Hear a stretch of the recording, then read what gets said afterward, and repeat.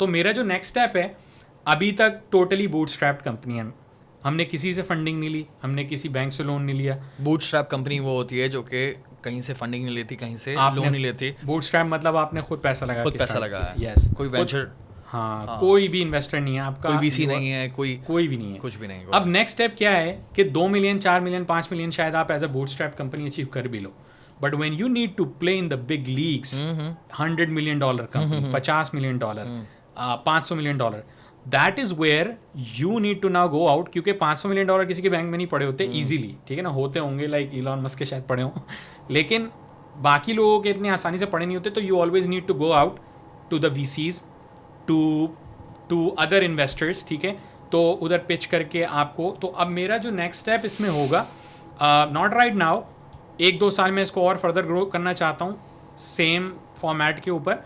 उसके बाद next step हमारा ये होगा कि हम वीसीज की तरफ जाएंगे, और फिर again it would depend on कि उस वक्त कंपनी की क्या पोजीशन है, तो 5 मिलियन रेस करना, 10 मिलियन रेस करना, या उसके अलावा और आगे कितना जो है ना वो है। तो फिर वो उससे क्या होता है कि फिर वो फंडिंग लेके आप अपनी टीम में लगाते हो, री इन्वेस्ट करते हो कंपनी के अंदर, और फिर कंपनी ग्रो होती जाती है, इस तरह कंपनी बढ़ती है।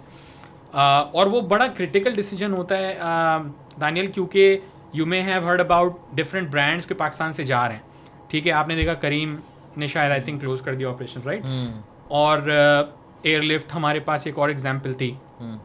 तो वो एक ट्रिकी डिसीजन इसलिए होता है कि because when you take funding, तो आपके ऊपर आप बूटस्ट्रैप, अब यू आर स्विवेल भी थी ना, स्विवेल भी थी, बिल्कुल ऐसे ही है, और भी इसके अलावा डिफरेंट किस्म के स्टार्टअप्स हैं जो कि हाँ, तो बंद किया उनका नाम बड़ा जल्दी बन जाता है because they are heavily investing in company, but फिर वो डिफॉल्ट भी कर जाती हैं क्योंकि आपने बहुत सारी जगहों से उठाया हुआ है and you are answerable to everyone. Bootstrap में क्या है, यू आर नॉट, और आप जो है वो उस लेवल पे ग्रो ही नहीं कर पाए जितना आपने पैसे उठा लिए हैं, है ना। एग्जैक्टली, ये भी तो होता है। एग्जैक्टली, कितनी सारी companies, I think Food Panda का भी हम जो ना, I am not speaking for them, but as far as my knowledge goes, as far as I know, कि फूड पांडा ने भी काफ़ी सालों तक पाकिस्तान में लॉस पे ऑपरेट किया है, okay, but because it became a big brand, तो आज शायद वो प्रॉफिट पे ऑपरेट कर रहे हैं, बट काफ़ी सालों तक उन्होंने लॉस में ऑपरेट किया है, ऐसा होता है। तो जो लोग फंडिंग रेज करते हैं, तो again my for Digi Raps ऐसा ही है कि मैं, बड़ा क्रिटिकल डिसीजन होगा लेकिन करना तो है, क्योंकि अगर आपको $1 बिलियन कंपनी बनना है तो आपको फंडिंग और वीसीज की तरफ जाना पड़ेगा, एंड वी विल गो इंशाल्लाह। ज़बरदस्त यार। अच्छा, मैं ज़रा अपनी कॉन्वर्जेसन को कंक्लूड करना चाह रहा था। मेरा क्वेश्चन जो है ना वो ये है कि अभी जितने भी एंटरप्रेन्योर्स हैं, मैं चाहता हूँ उनको आप कोई एडवाइस करें। फॉर एग्जांपल, अगर कोई 19 साल का है, 18 साल का है, 20 साल का है, और वो एंटरप्रेन्योर बनना चाहता है, जेन्युइनली बिजनेस करना चाहता है कि हाँ यार मैं ग्रो करना चाहता हूँ पाकिस्तान में रह के या पाकिस्तान से बाहर रह के, what is your piece of advice? Just मतलब अपने छोटे भाई की तरह आपने समझाना है। सही है। तो क्या बोलेंगे आप? यार मैं ये कहूँगा कि सबसे पहले तो वो जो 18-20 साल का नौजवान है, एटलीस्ट उसमें ज़्यादा मेच्योरिटी शायद हो शायद ना हो, कि ये तो पर्सन टू पर्सन डिफ़र करता है, लेकिन उसका इंटरेस्ट जिस भी चीज़ में है ना, पहले तो वो आइडेंटिफाई कर लेना, क्योंकि बहुत से लोग का इंटरेस्ट होता भी है, बहुत से लोग सिर्फ ऐसे ही बनना चाह रहे होते हैं कि यार मुझे एंटरप्रेन्योर बनना है तो एंटरप्रेन्योर बनना है, but I have nothing in the back, या वो वाला माइंडसेट, वो वाला कीड़ा नहीं है उनके अंदर। तो सीन क्या है कि अगर आपने एंटरप्रेन्योर बनना है तो पहले आप ये डिसाइड करें कि आपने टेक एंटरप्रेन्योर बनना है, या आपने मार्केटिंग एंटरप्रेन्योर बनना है, या सेल्स एंटरप्रेन्योर बनना है, क्योंकि एंटरप्रेन्योरशिप्स की भी डिफरेंट कैटेगरीज है ना, या आपने सिर्फ परचून की दुकान खोलना भी एंटरप्रेन्योरशिप में ही फॉल करता है किसी एक ना एक तरीके से। बट आपने जब ये आइडेंटिफाई कर लिया तो फिर आपने उसमें वही वाली बात कि एक्सेलेंस हासिल करनी है। और परचून की दुकान को आप इम्तियाज़ और नाहिद के लेवल पर भी लेके जा सकते हैं। Exactly, there you go.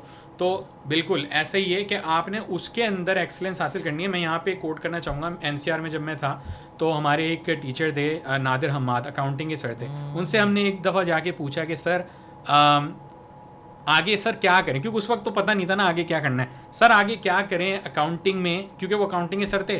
तो दोस्तों ने भी पूछा, हमने कहा सर आगे सीमा करें, ACCA करें, या CA करें, या क्या करें। सर ने बहुत अच्छा जवाब दिया जो आज तक मुझे याद रहता है कि यार देखो, और सॉरी हमने सवाल ये भी किया और साथ में ये पूछा स्कोप किस चीज़ का है, राइट? स्कोप होता है ना, स्कोप हाँ, स्कोप किस चीज़ का है। तो सर ने बहुत अच्छा जवाब दिया, वो ये था कि यार स्कोप ना हर चीज़ का होता है, ठीक है। मार्केट में कोई भी चीज़ पढ़ाई जा रही है या हो रही है ना, वो ऐसे ही नहीं हो रही, वो एग्जिस्ट करती है तभी हो रही है। सवाल ये पैदा होता है आप अपने आप को उसके अंदर कितना जो है ना एक्सपर्ट बना लेते हो, कितना अंदर घुसेंगे उसके। बिल्कुल। ओहो तो एंटरप्रेन्योर के पास अगर आप एंटरप्रेन्योर बनना चाहते हो, cutting everything to the short and to the point, कि पहले 1-2 साल का, कम से कम 2 साल का एक्सपीरियंस उस चीज़ में हासिल कर लो जो भी आपने करना है, और उसके बाद वहाँ से स्टार्ट लो। एंड अगेन थोड़ा सा और ऐड कर दूँ कि अगर आपके पास पीछे से पैसा पड़ा हुआ है तो भी आप कुछ ना कुछ तो एक्सपीरियंस लो ताकि आप अपने उस पैसे को ज़ाया ना करो। लेकिन अगर आपके पास कोई भी पैसा नहीं है, मेरी तरह आप लिटरली एक मलीर के जो है ना, मलीर या किसी भी ऐसे एरिया से आ रहे हो, आपके पास, आपके पेरेंट्स के पास पीछे पैसे नहीं है, कुछ सेविंग्स नहीं है, तो स्टार्टिंग फ्रॉम स्क्रैच, तो फिर 1-2 साल काम कर लो, अच्छी इनकम, थोड़ा कुछ ना कुछ सेव कर लो। और मेरे टाइम पे फिर भी मुश्किल था, आज तो बहुत इजी हो गया है, एआई है, आपको कितनी चीज़ें सपोर्ट कर देती हैं। तो कुछ ना कुछ आपके पास पहले अर्न कर लो, फिर उसको लगा लो, और पीछे से पड़ा हुआ है तो फिर सही है, पेरेंट्स से मांग लो अगर वो आपको दे देते हैं तो। लेकिन again experience matters, excellence matters. लेकिन ये कि बहुत ना डीपली जाना पड़ेगा आपको उस फील्ड में जिसका आपका इंटरेस्ट है। That is the only advice we can give. बिल्कुल, go deep as you want, क्योंकि शैलो होने से कोई फ़ायदा नहीं है किसी भी फील्ड के अंदर ना। जितना आप डीपर जाएंगे एक पर्टिकुलर फील्ड के अंदर, उतना फिर उसको आप उसके चैंपियन तभी होते हैं ना, मास्टर तभी बनते हैं, टॉप पर तभी आते हैं आप। और एक और पॉइंट ऐड करना चाहूँगा, फिर जब आप उसको कर लो तो फिर आप परसिस्टेंस अचीव करो और कंसिस्टेंट चलते रहो। क्योंकि होता क्या है कि एंटरप्रेन्योरशिप माइंडसेट के अंदर जो अनसक्सेसफुल एंटरप्रेन्योर्स होते हैं ना, ये मैं एक यूएस का एक पॉडकास्ट भी देख रहा था, and there another entrepreneur quoted this.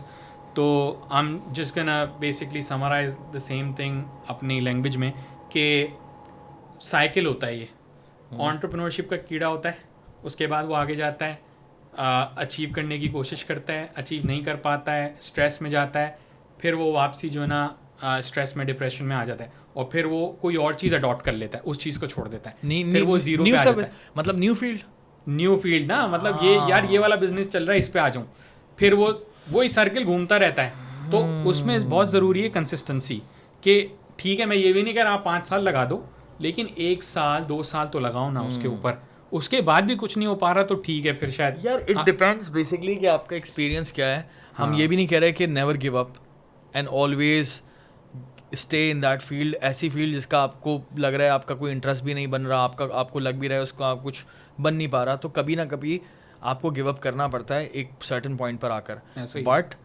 Don't give up too early, ठीक है। मतलब पूरे आपने अपने सारे घोड़े दौड़ा देने हैं, उसके बाद फैसला करना है। बट ये है कि जिस आप फील्ड में चले गए, फर्स्ट टाइम अगर आपको उस फील्ड में लॉस मिलता है या फिर अगर आपको फेलियर मिलता है, तो फिर तो आपको उसी फील्ड में लगना होगा बॉस, दोबारा ट्राई करनी होगी। मतलब पहले लॉस पे तो आप ना डोंट लीव, फिर तो बेस्ट सीन है कि आपको तो चलो कुछ तो हुआ है ना, कोई रिजल्ट मिला आपको, जस्ट गो फॉर इट। दोबारा जाना पड़ेगा, दोबारा, और चौथी 5वीं मरतबा, तीसरी मरतबा डेफिनेटली हो सकता है, दूसरी मरतबा ये आप ज़बरदस्त किस्म का आपको सक्सेस मिले इंशाल्लाह, क्योंकि दुनिया इसी तरह से चलती है, और हम कोई नई बात नहीं कर रहे हैं। It works like this all over the world. Karachi से लेके पेशावर में जो एंटरप्रेन्योर्स बैठे हुए हैं वो भी इसी तरह से बने, कहीं भी पूरी दुनिया में जहाँ भी एंटरप्रेन्योर्स बैठे हैं वो भी इसी तरह से बने कि उनको स्टार्ट में वाकई हर्डल्स थी, और बहुत सारे ऐसे लोग हैं जिनको बहुत सारी हर्डल्स होती हैं, बहुत ज़्यादा हर्डल्स होती हैं, वो 5-5 साल लगा देते हैं और उनका कुछ नहीं बनता, फिर उसके बाद जो है दे कम आउट एज ग्रेटेस्ट और गोट्स। ऐसे ही है, which is this is how life works, this is how business works I think. And ये है कि यार मुझे तो बड़ा ही कोई ज़बरदस्त किस्म का मज़ा आया इस पूरी कॉन्वर्जेशन में। सेम है ब्रो, सेम है।